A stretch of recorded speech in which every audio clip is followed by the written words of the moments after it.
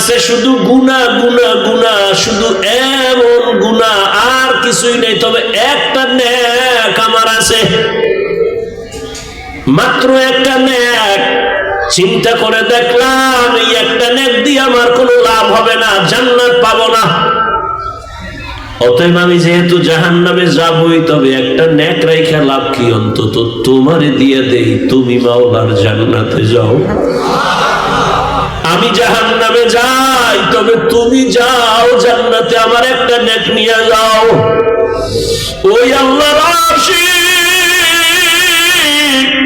একটা নেক নিয়ে বলবে, আল্লাহ পেয়ে গেছি, নেও নেক।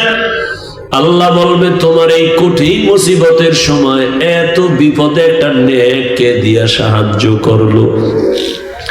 বলবে অমুক জায়গায় এক বান্দা, বলে তারে হাজির করো। ওই জাহান্নামীটারে আল্লাহ হাজির করবে, এই তুই এর নেক দিছনি? কয় হ্যাঁ আল্লাহ নেক দিছি। কেন?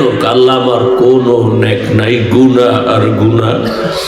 আমার তো জাহান্নাম ছাড়া উপায় নাই, আমি তো আর জান্নাত পাবো না, এক নেক দিয়ে জান্নাত হবে না।